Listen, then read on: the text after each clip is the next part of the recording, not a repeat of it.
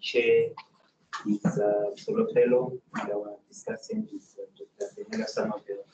So I will hand over to our chair to take over. Okay, thank you very much, Kura. First of all, I just want to extend my gratitude and appreciation for you for bestowing me with the responsibility to chair this informative session. And secondly, I also want to recognize in our midst the presence of our HOD, Prof. Lochner Marais. And I also want to take this wonderful opportunity also to welcome, our presenter today, Dr. John Owens, who will be presenting, a paper titled Conceptualizing Higher Educators' Capabilities to Teach the Crisis Towards a Critical and Transformative Environmental Pedagogies. Then Dr. John Owens is a senior lecturer in ethics and public policy at King's College in London. And he's also an applied philosopher by training and a member, of the Center for Public and Policy Research at King's College in London. He was the founding director of the BA Social Science program at King's and teaches across undergrad and postgrad programs in the School of Education, Communication, and Society. This research focuses on applying philosophical, political, and sociological theories and qualitative empirical methodologies to contemporary issues in the areas of environmental, education, and healthcare policy. He has a particular interest in exploring the relationship between ontology, epistemology, and ethics, particularly as this pertains to questions of autonomy, equity, and justice. He has used a combination of critical realism and capabilities approach to inform much of his research. Then Dr. John Owens, your presentation will be structured as follows. We have actually allocated 30 minutes for you to deliver your presentation. Then thereafter, we'll actually hand over to Dr. Fenella Somerville, who will actually reflect, and engage your presentation. Dr. Fenella is one of the postdoctoral research fellow here in our center. Yes, I'm going to give you an opportunity to continue with your presentation. Wonderful. Well, thank you for that introduction, and thank you so much for having me. It's a real pleasure to be able to chat with you today, and I'm really looking forward to our discussion. And yeah, it's wonderful to be able to talk sort of across international borders, and I'm particularly interested in hearing your perspectives on what I have to say today. So I know that the paper's been circulated, but I'm not going to assume that everyone will have read the paper. I know also that there's lots of expertise in the capabilities approach in the room as well, but I'm not going to assume that everyone is familiar with it too. So I'll try and provide a bit of introduction to some of the themes that I'll be discussing today. They're in the paper and in the presentation. So really the presentation and the paper reflects work that I've been doing with colleagues, Melissa Glackin, Heather King, who are also colleagues at King's, and then Kate Greer, who is at the Institute of Education at University College London.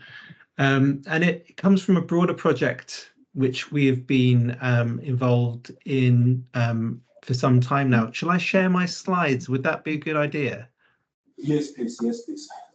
Okay.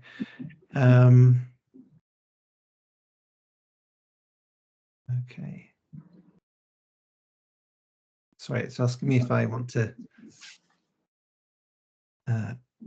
It's asking me if I want to allow the computer to record my screen, but I think that's probably okay. I've got to change some settings, I think.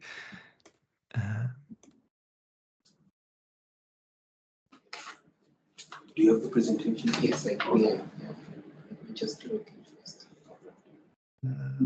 Sorry, it shouldn't take too long.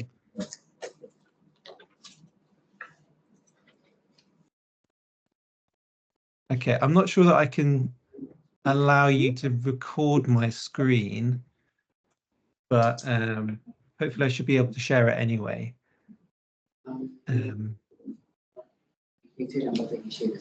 Okay, we can also share the slides from our end here. Is it fine? Okay, yeah. Yes. If you're able to do that, Okay. I won't be able to see which slide share you're on, but just a moment. If you share them online, you can see. If you share them online, you can see.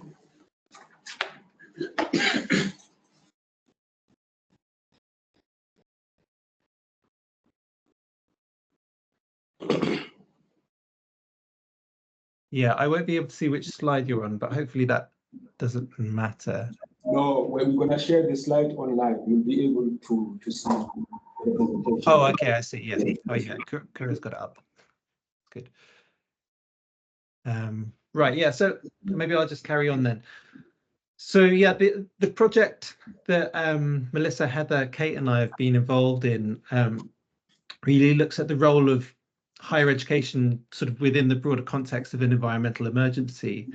And we're really thinking about what capabilities higher education educators have for teaching about the environmental emergency, teaching about the crisis in their work. And yeah, I mean, I think we're all aware that there is an environmental emergency. Oh, thanks. I can see the slides up now. That's great. If you could go to the next slide, that would be helpful. And yeah, maybe put it on full screen mode. I think that would probably be best. So when I talk about an environmental emergency or an environmental crisis, I really see that kind of as composed of three elements. So there is, I think, catastrophic global heating that we're all aware of, largely through the emissions of greenhouse gases, which has resulted in and is resulting in climate breakdown as one thing. There is the breakdown of biodiversity and ecosystems as well, leading to mass extinction events of non-human animals and ecosystems. But I think we also need to include in this increasing social and material inequality and the vulnerabilities and exposure which particularly vulnerable groups of people around the world have to the environmental crisis, which is not shared equally across the globe. So that's something I think we should bear in mind here. Sorry, I just want to check in about the slides. Are you able to make them full screen and to move them on? No, I think we're having some problems, challenge with making them full screen. So we'll just share them as they are, not on full screen. Okay. Now let me try. Yeah, let's try again.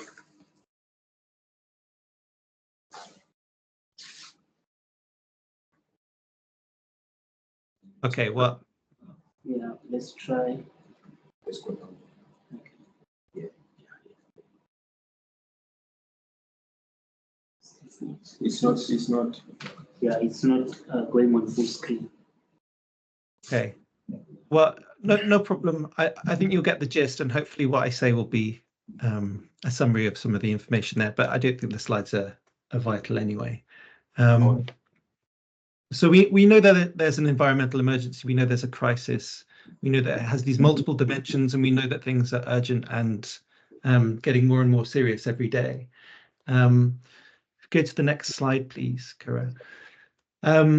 So in thinking about the response from higher education, and I suppose in our paper and you know, in some of our work to date, we've been thinking about universities in the UK and across the global north, but it'd be wonderful to get a South African perspective and a global south perspective too. I mean, thinking about the UK in particular, universities, including my own at King's, do seem to be engaged with the crisis and do seem to sort of express concern and a desire to respond. So there does seem to be a fair amount of ambition within higher education institutions. There are also various activities by scholars to respond to the crisis by sort of getting together and developing shared resources and networks. So Faculty for a Future, for example, are an organization of academics around the world who've got together to create a shared set of resources, for example. And there's just one example of many such initiatives. So there's been a proliferation of resources available. There's been a certain amount of action taken by universities themselves, particularly changing their estates, developing research in this area, and changing some of their teaching strategies.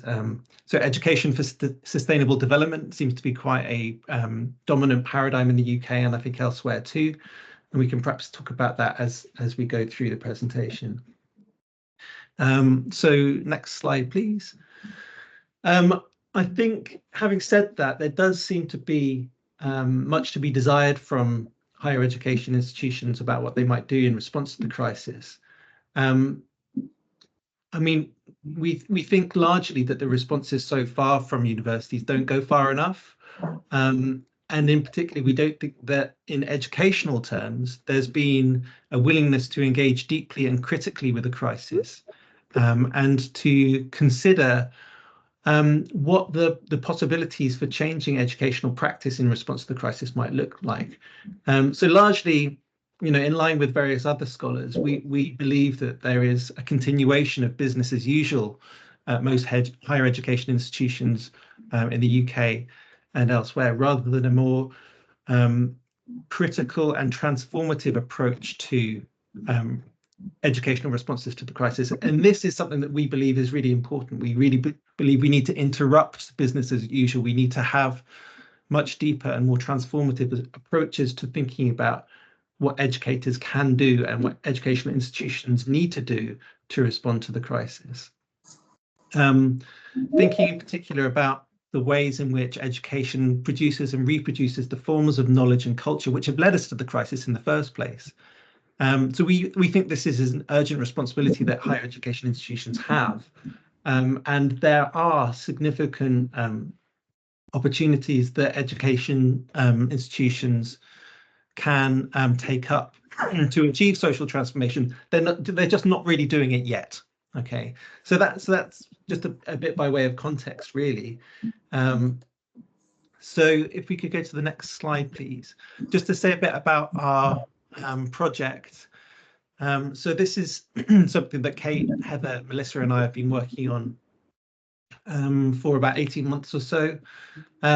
We really have in mind a sort of conceptually informed, empirically grounded project in which we'll use the capabilities approach to investigate the capabilities that educators in universities, in higher education institutions have to teach the crisis in their day-to-day practice across disciplinary boundaries, and really to think about the salient conversion factors that are at play, the things that enable them or prevent them from taking up these capabilities.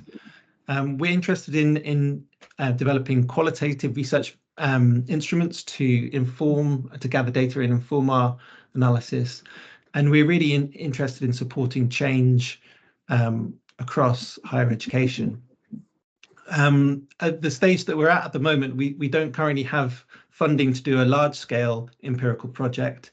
The paper that you may have read is really sort of some of the conceptual framing of this larger project, but we're kind of working to develop funding applications through small-scale pilot research at the moment, and using our conceptual framework and developing that.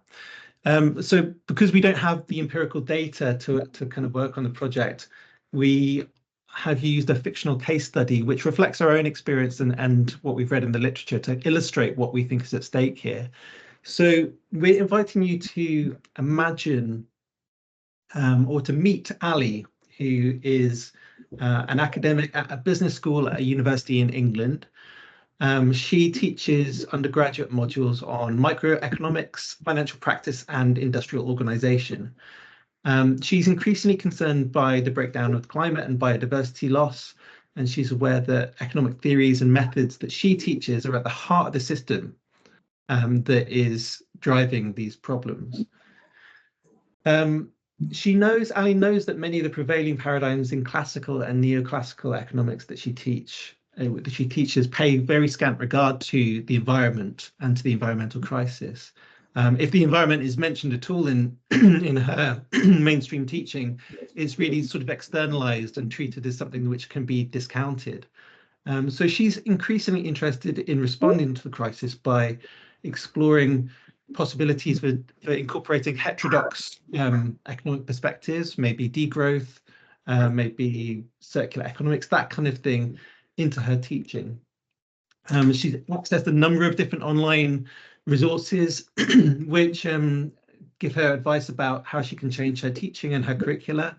And she's been inspired by academics working in Canada and elsewhere who seek to combine decolonial perspectives with environmental justice to produce novel forms of teaching. So there's a lot going on for Ali. The case study, moving on to the next slide there, thanks, Kira, that's great. The case study that we've constructed suggests that Ali is ultimately frustrated in her ambitions. So after speaking to colleagues and reflecting on her own teaching, Ali reluctantly decides that she's unable to change her practice for a number of reasons.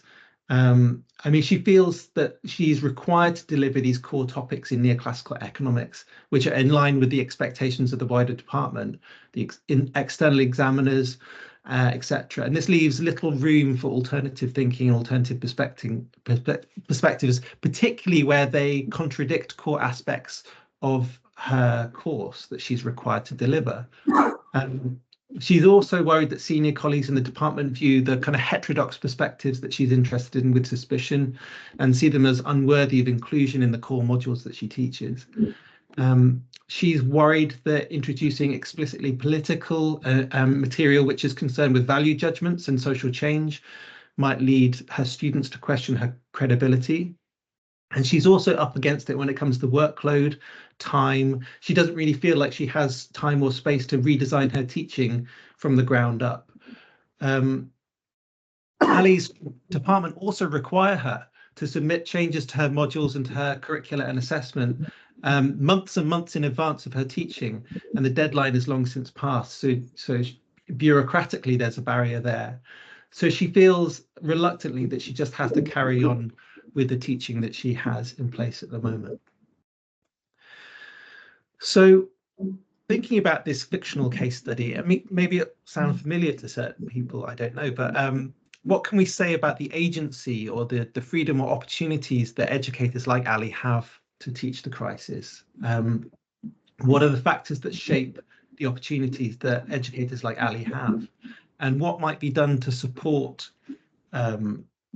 educators to transform their practice and embed critical and transformative environmental pedagogies in the work? So these are the kind of questions that we're kind of interested in taking up.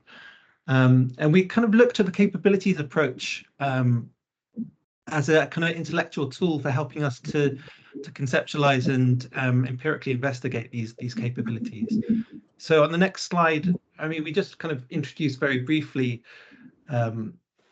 the capabilities approach as a kind of a framework for thinking about the freedom and opportunities that people have to do the things that are meaningful in their lives.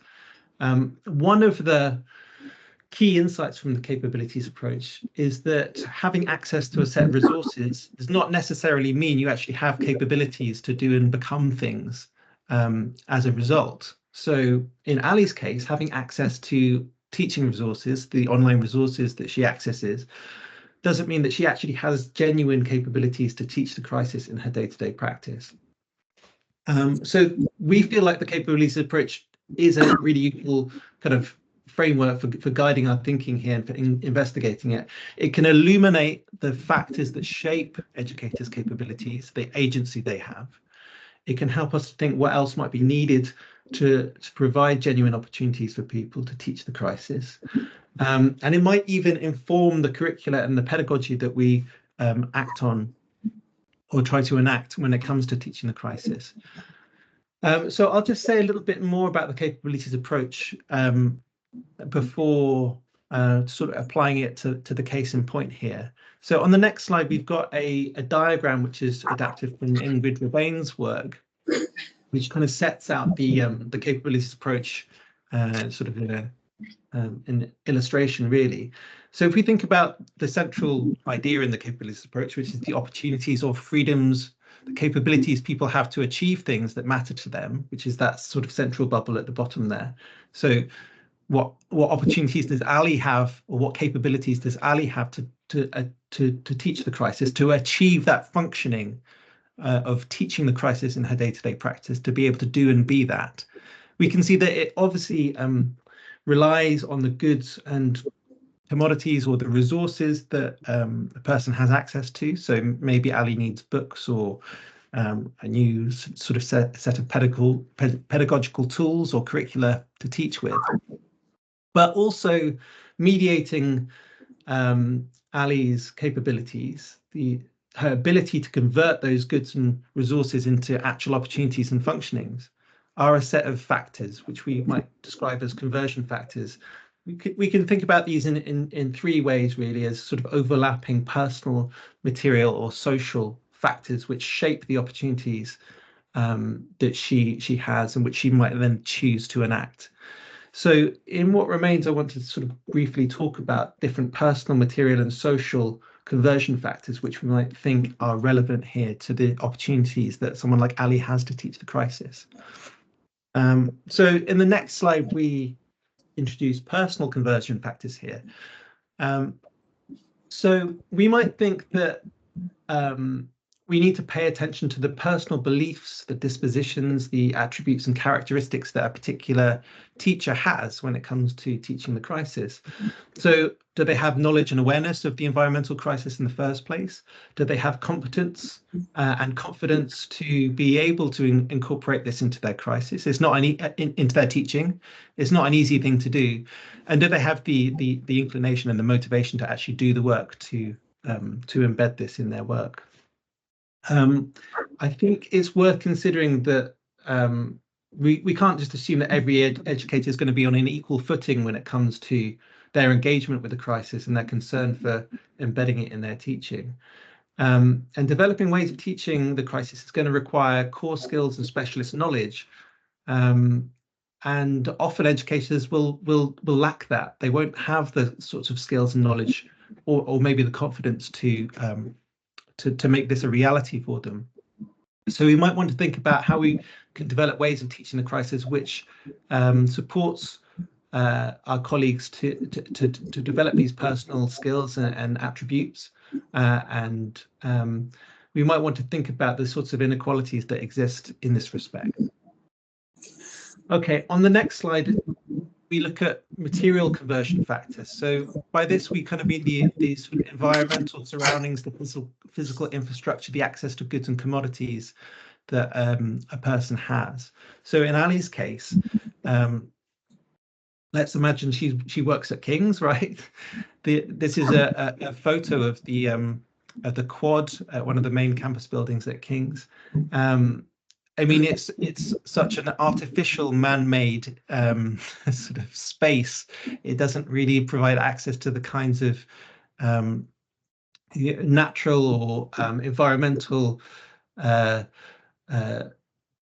of landscapes or scenery that we might think would be useful for inspiring a sort of engagement with nature and with the crisis. It almost does exactly the opposite. We might also want to think about, as well as the kind of infrastructure or the geography of campus, we might want to think about access to pedagogical resources, so books, technologies, classrooms, laboratories, the other things that we might need to give us the opportunities to teach the crisis as well. And we might want to think about the inequalities in access to resources which exist as well. So these things are going to be important for shaping educators' capabilities. Then finally, coming on to thinking about social conversion factors.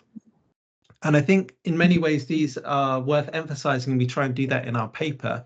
I think they're probably the easiest to overlook. So when we talk about social conversion factors, we might be thinking about the kind of institutional or disciplinary cultures or discourses.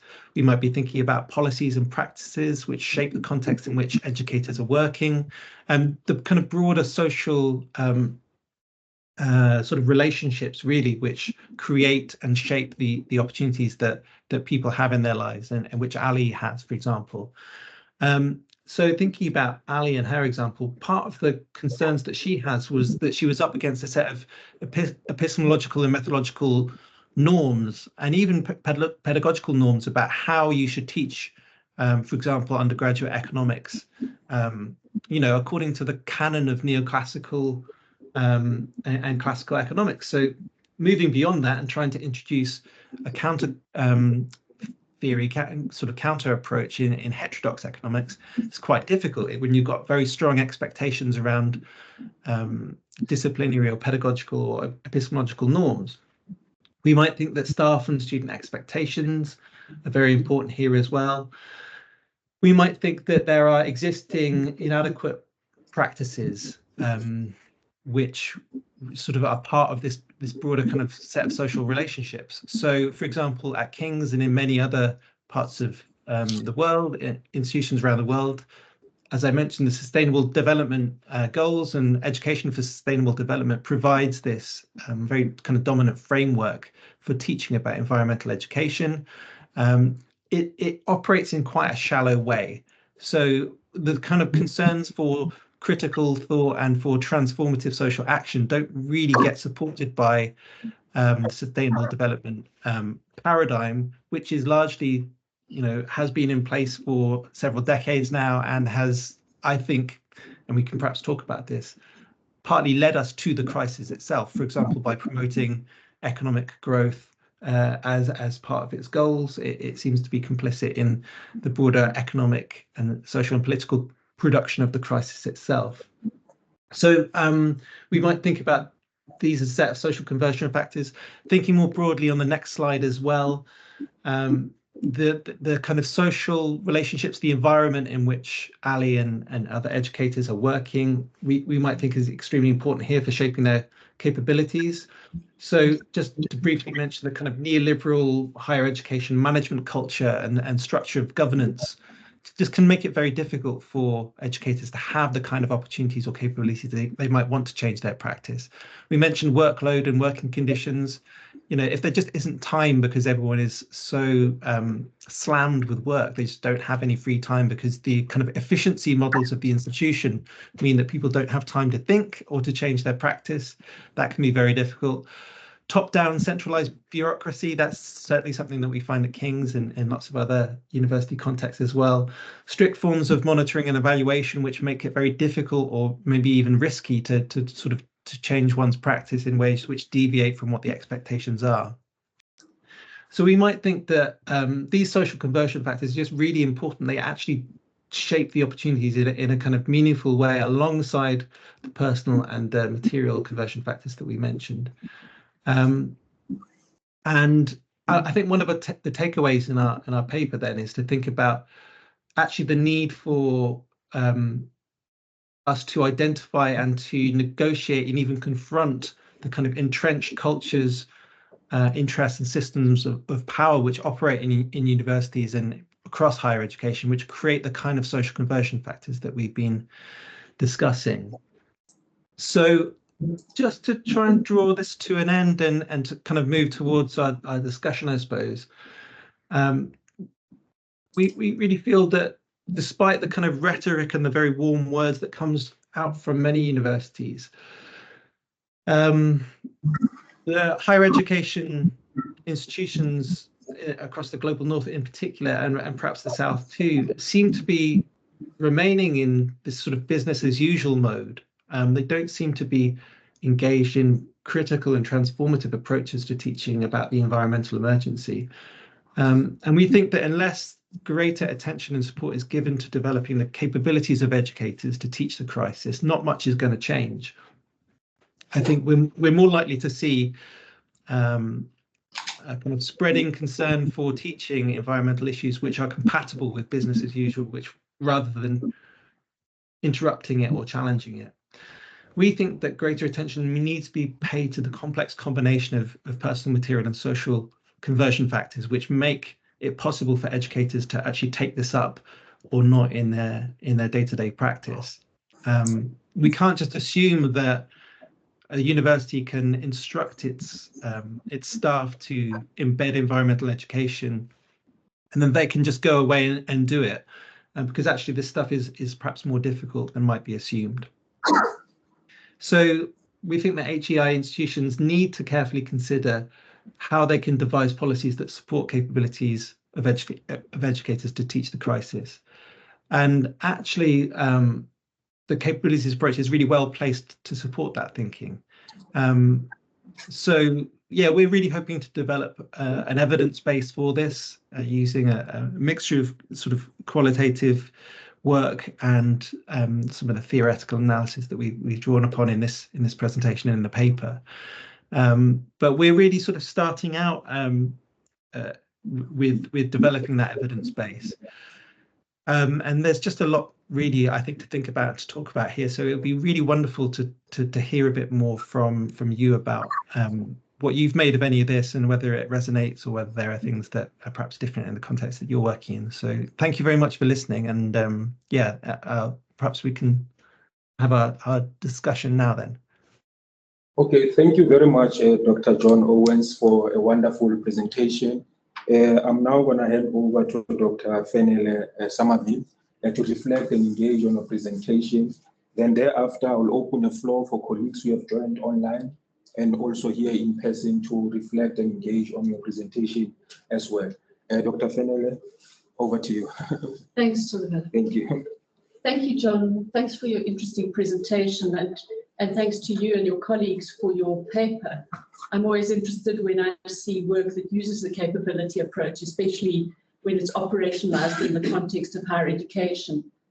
And I was particularly intrigued by your paper, which was strongly aligned to a research project I was involved in last year on sustainability in the university in South Africa.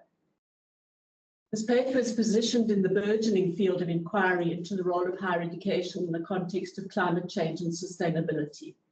And in 2016, when higher education was included in the Sustainable Development Goals, it gave recognition to the fact that universities do indeed have a role to play in sustainable development, and now all the more so with the greater acknowledgement of the climate crisis.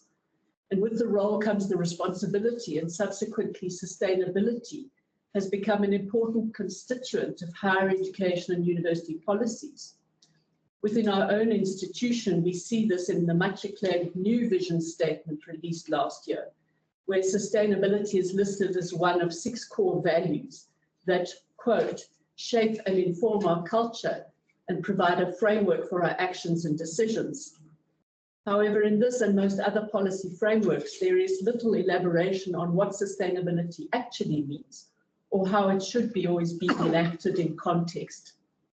And typically, as the paper mentions and you mentioned in your presentation, and again, including our own institution, the action is most evident in operations, such as greening the campus, making facilities more resource efficient, water-wise gardens, water harvesting, grey water systems, installation of solar panels, lights that switch off when rooms are empty, and so on.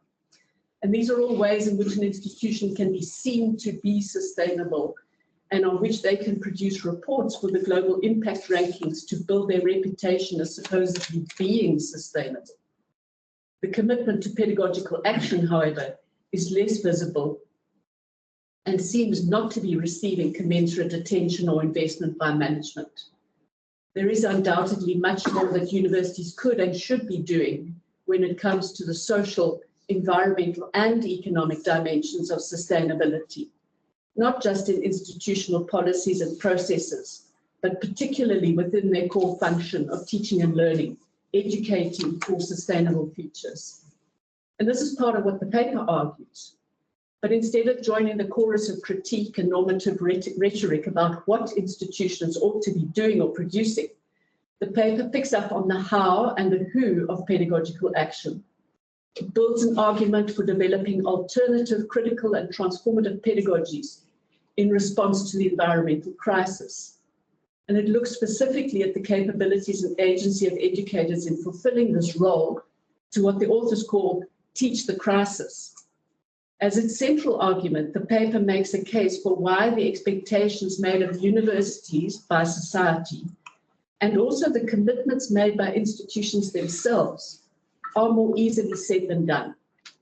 It is not often that people take a public stance to defend educators who are the vital but often forgotten link between what the institution promises and what it looks like in the student's experience.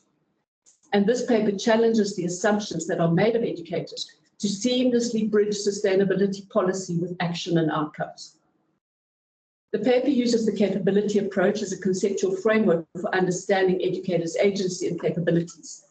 It makes a compelling case on the part of educators, and the authors use a fictional or imagined educator as a case study to tell a story that spells out the multiple factors, personal, material, and particularly social and institutional, that serve as barriers to bring educational change into practice. And in this case, for educators to change what and how they teach by including the environment into their pedagogy. The paper concludes that structures at all levels, administrative, managerial, epistemological, infrastructural, and so on, act as significant constraints to what goes on in the classroom. Consequently, the paper finds that educators lack the agency and capabilities to enact critical and transformative environmental pedagogies. There is much in this paper to discuss, but given the time available, I've just picked out a few elements for question, clarification, and consideration. Firstly, methodologically, I would like to understand your choice to use an imagined or fictional educator rather than a real one. Fictional Ali was born of complex parentage, including academic literature, your interactions with colleagues, and your four authors' experiences in higher education practice.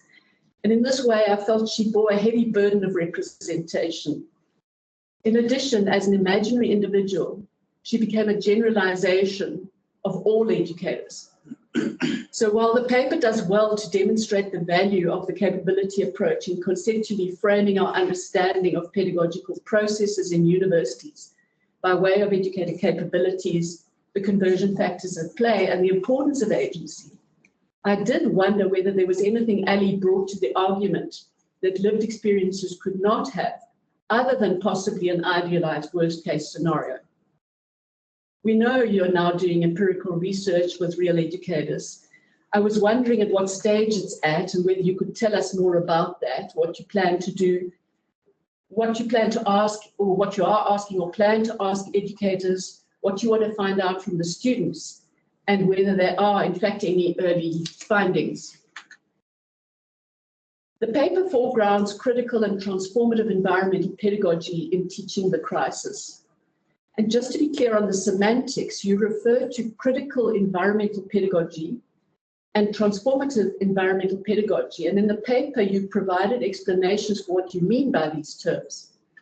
As I understand it, the former relates to student learning and the latter to forms of teaching, both of which have an orientation for the environment rather than just teaching and learning about the environment. And my question is, does the inclusion of the adjective environmental or environment make any substantive difference to what we understand of critical and transformative pedagogy more generally, especially when it comes to the teacher as learner? And maybe you'll see the reason for asking this. It links to a comment I made later. So turning to the important role of conversion factors that the paper highlights. These are the many factors that influence what educators are able to do and assumed to do. A lot is asked of university lecturers these days, as any in this forum who hold that position will know. They have to teach, do research, which includes writing and publishing, and increasingly account for some form of community engagement. Educators get given a curriculum which they're expected to teach in the set time. The curriculum is full, classes are large, students are diverse in their learning needs, and now in addition, they're being asked to include environmental and sustainable education. So where or how? It may understandably seem like a pedagogical bridge too far. Many of us can fully identify with Ali. I don't know all that much about the system in the UK, but a non-fictional account from a recent conversation with two colleagues working in universities in Scotland tells me that their positions come with tightly prescribed allocations of hours for every function. Teaching gets 2 hours of prep time for 1 hour of teaching, and if they teach a course for the second time, then that's cut down to 1 hour of prep time for 1 hour of teaching. Marking gets 15 minutes per 1,500 words, and supervision gets 15 hours per year. Yet in reality, they say it takes at least double that. Doing it well then eats into research and writing time, or most frequently into their personal time. Educators are overloaded, overwhelmed, and often frustrated by the systems. The cumulative effect on staff over time is detrimental to their work and well-being, and lessens the likelihood of them developing new and creative alternative ways of teaching. And that's why from the vignette we learned the conclusion is that together with lacking the capability to change her pedagogical practice, HE also lacks agency. So what does all of this mean for higher education's role in sustainability? And what does it mean for educators who are assumed to be the agents of change and to strive to develop students as agents of change in transforming society? Amongst the normative assertions of universities and more sustainable futures, I think the paper makes a very relevant challenge to all that is taken for granted of pedagogical, environmental, and social transformation. The paper concludes by reiterating the importance of finding ways to address the challenges bound up with power structures within and beyond the academy. But how do educators develop agency to teach with and around resistant structures and embedded cultures and processes, or to possibly shift the status quo? Addressing such challenges undoubtedly varies according to context, but I'll finish up with a thought from Africa. In a 2017 study, Helen Lotze-Siska and colleagues asked questions about how environmental and sustainability education processes that are orientated towards bringing about change and transformation are able to do so. And at the risk of reducing the richness and density of their academic work, their findings from 4 sustainability projects in different Southern African countries and contexts lay in collective learning processes. They argued that individual agency is often directed towards a specific purpose. Yet in education for sustainable development, not all of the outcomes can be predetermined. Transformative pedagogy, therefore, needs to be co-created. They found that through community learning, people developed a collective capacity to reframe the processes, shift oppressive power relations, and open the way for new forms of action. From the collective learning processes, transformative agency emerged, which was able to transgress the norms and disrupt embedded dynamics holding unsustainable practices in place. I suppose it prods us to wonder how HE might find some allies. So just a final question back on the capability approach. We need to acknowledge also the tremendous diversity amongst educators and what they actually value. So in the paper, the capability for critical and transformative environmental pedagogy was sort of predetermined by the authors. And I wondered if you had any thoughts about other capabilities that educators might need or value beyond that. And if that is seen as a capability set, what other capabilities might fall within the set and what the functionings might look like. Thanks, John. Okay, thanks very much, Dr. Fenella Somerville, for a more detailed and comprehensive analysis and discussions of John's paper. I'm now going to hand over to you, Dr. John, to respond to the discussion that was just provided by Dr. Somerville. Over to you, John. Oh, thank you very much. I'll try and be relatively brief so that we can open up the floor for any other questions and discussion that might follow. But Fenella, thank you for your engagement with the paper and for your questions. Really incisive and challenging. I've tried to take some notes, so I'll try and answer in the order that you asked the questions. I mean, I agree that our case study, HE, does have quite a burden of representation there. We would have loved to have written the paper around the empirical data we collected, but as I say, we hadn't reached that stage yet, and we really wanted, I think, partly to support our funding bids so that we can collect the data to have some publications and to be able to demonstrate work in this area, which is the reason why we went for that fictional case study. I think in part because sometimes the capabilities approach can feel very abstract and can feel quite technical, and obviously it provides a set of technical analytical tools, but I think it is also about practice, and it is also about genuine change in people's lives, and what they can and can't do and be. So we thought having some kind of case study was going to be useful.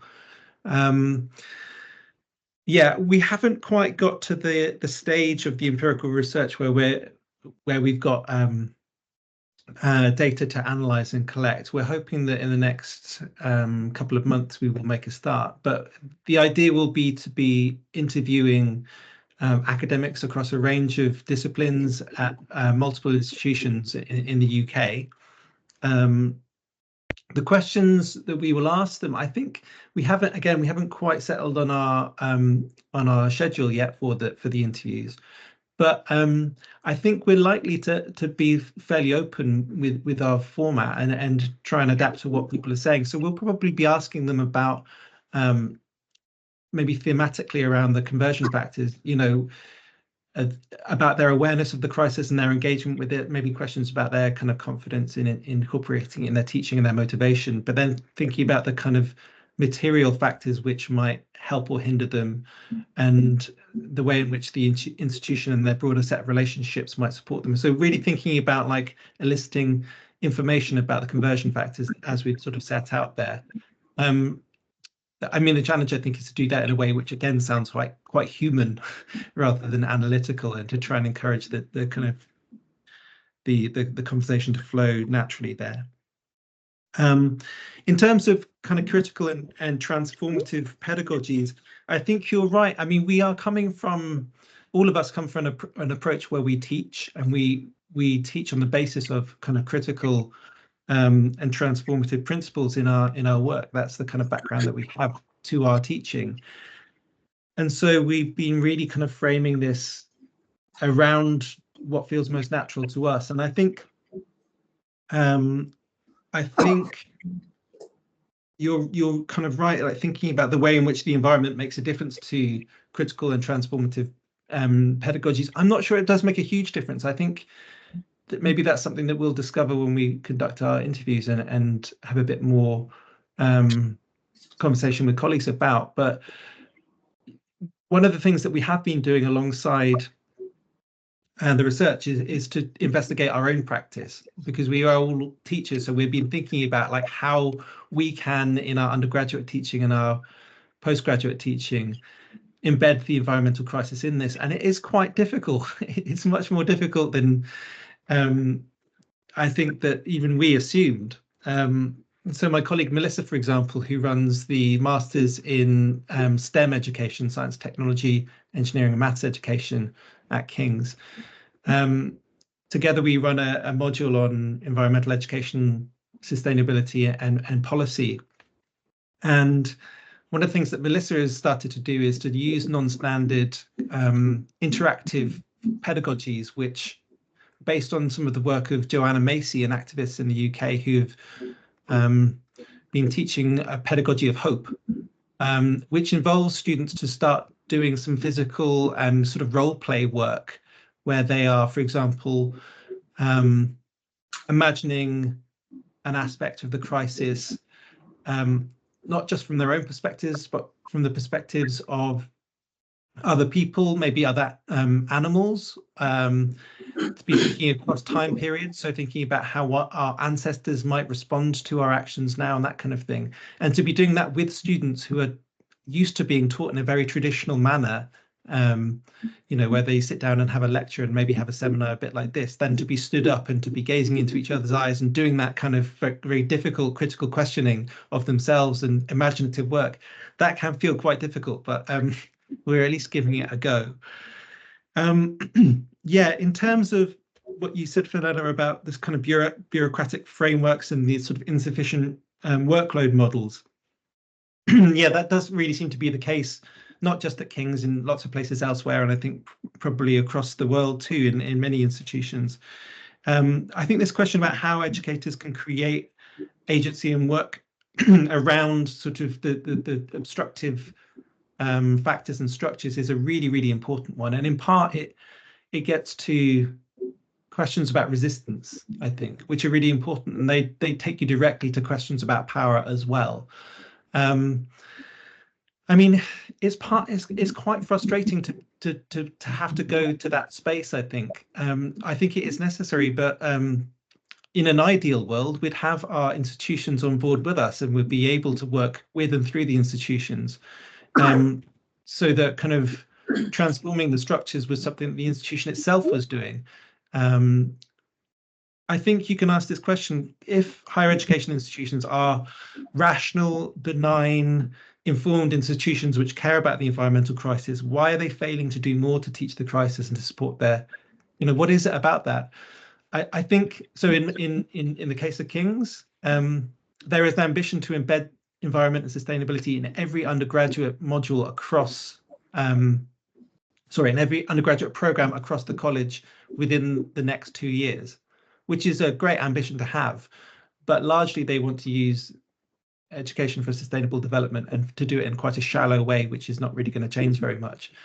We've tried to talk to the institution about our concerns about this, and we're not really being heard. So it does really feel like that is part of the structure of power, part of the sort of obstacles to transformation which we're up against. And in many ways, Melissa and I have kind of talked about feeling very much like Ali. We sort of really identifying with her in ways that we perhaps didn't expect. But I think you're right that the kind of emphasis on co-production, on kind of working with our colleagues and maybe with our students to engage critically and transformatively with the crisis is what we will need to do. And that does sort of suggest that we'll be trying to kind of in some ways resist our institution and sort of subvert the agenda from the bottom up rather than work from the top down. So this seems to be sort of part of the struggle, as it were. And then finally, just coming on to this point about the kind of capabilities that educators might need, and this is such a really important question and one that I'm going to have to think more about. But I think at least they're going to need some resilience. They're going to need some energy. They're going to need some hope. They're going to need relationships, because doing this on your own, I mean, you're right, like picking Ali as a kind of worst case scenario, fictional worst case scenario, is in part deliberate, partly because I think trying to get the economics department to stop teaching neoclassical economics is like the holy grail of this work, right? But partly Ali's there on her own, right? She's isolated, she's got colleagues who are not supporting her, and I think it's incredibly difficult to do this work alone. So relationships, particularly I think social relationships, are really, really important for capabilities. So I think these are some of the things that are going to be needed to kind of develop the capabilities that educators need. So maybe I'll stop there, but again, thank you, Fenella. That's such wonderful engagement, and it's really heartening to have this engagement with our work. Okay, thanks, John, for your response also. We're going to open the floor now for questions, inputs, and further engagements. Anyone who has any question, welcome to put that across. I'll take the first round of questions and see if maybe I'll start by taking 3 hands, then allow you an opportunity to respond. And after that, we'll see if we still have additional time to take additional hands. Okay, I've got Prof. Mikateko online, and I also have Prof. Lochner, 1 hand. Okay, Prof. Lochner, you can continue. Okay, Prof. Mika, you can go ahead. Thanks, Tsholofelo, and thanks, John, for your presentation. I've put my question in the chat, and I think you've responded to it in some ways, and it kind of picks up on Fenella's question as well about your decision around the fictionalized case study. But I was wondering, given the conclusions that you were able to reach, especially in terms of the range of conversion factors that have been identified in the study, all based on a fictionalized case, although it is informed by literature, what do you hope will arise from, or how do you anticipate that the empirical data will enrich your current findings? Thanks. Prof. Lochner, you can go ahead. Yeah, thanks. So I read Amartya Sen's autobiography 2 years ago, and a couple of things struck me, but the one thing that struck me was his ability to develop the capabilities approach was directly related to the fact that he knew classical economics. And I wonder whether you're not creating with your Ali case study complicate things too much in a certain way. So whether the alternative to changing that is just teach the students very good new classical economics and teach them then the criticism of the system. instead of trying to change the system. And I don't know the answer. I'm wondering about whether the answer to good criticism lies in understanding fully what goes wrong, and understanding new classical economics is therefore not an unimportant thing in my mind. The second question is about, have you thought about an environmental capability or a capability for the environment? There's some literature on that lately, and how do you think that could fit into a teacher's mode, or a teacher's requirements, or a teacher's capabilities? Thanks. Okay, it seems like we don't have any additional hands. John, you can respond to the questions that you just raised. Yeah, thank you. So yeah, in terms of the first question, what will our sort of empirical data or the findings that we have, what will that add? Well, I think, and maybe Fenella, you touched on this as well, like we're not really in the business of telling people how to do this, partly because we don't know, and also because there'll be lots of different ways that people want to approach it and lots of different outcomes that people want to do, like teaching the crisis in the context of maths or music or, business. Like I don't really know what that would look like. And so I think it's really important to hear from educators who are embedded in those particular disciplines and working in particular institutional or global contexts to work out how it is that they feel like they need to do this work and develop this work and what they need to do it, because we're not going to be able to kind of work across those different contexts to say what's going to be appropriate.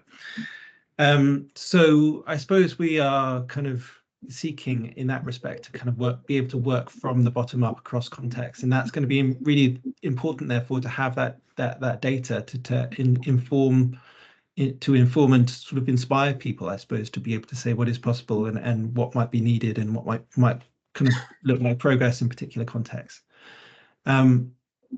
So yeah, hopefully we'll be in a position to collect that data soon. Thank you for the second question as well, or both of them together.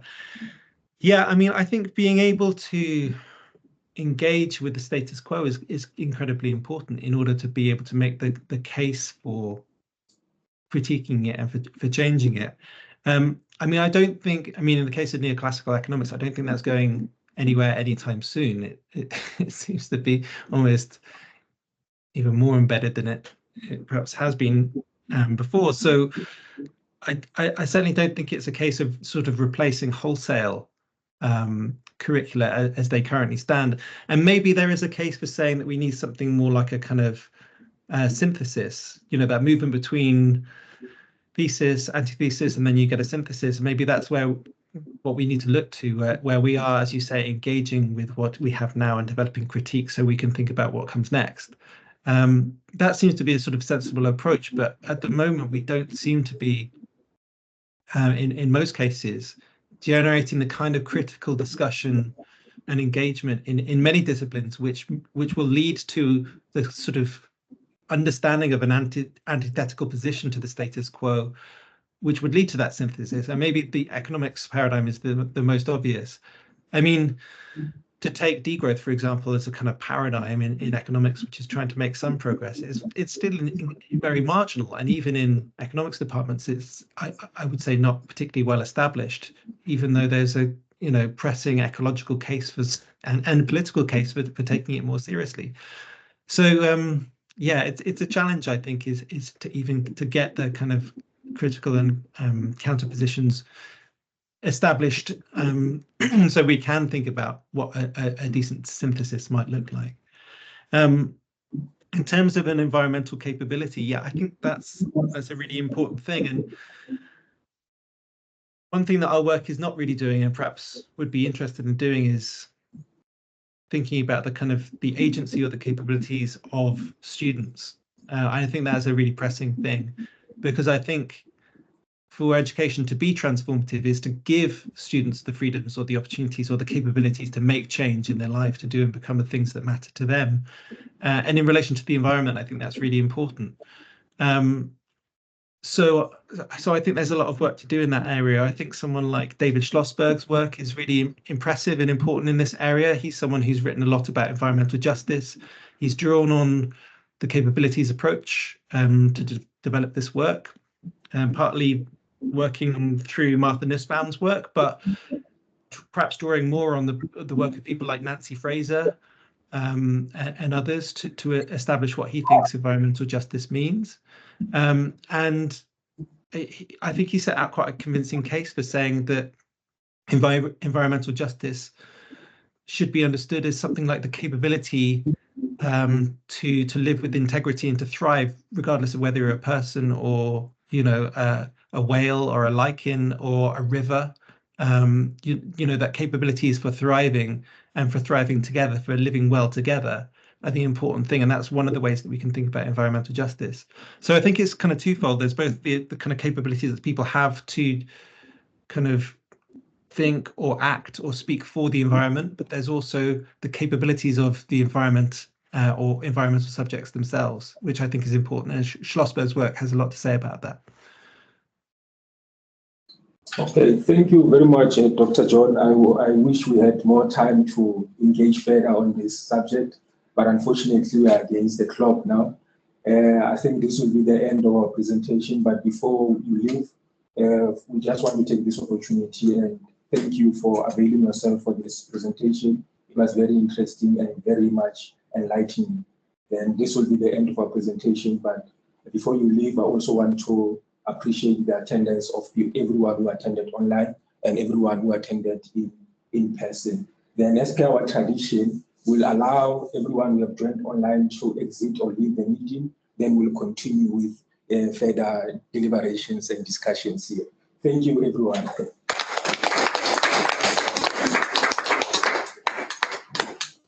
Thank you all, and thanks, Fenella, for your comments.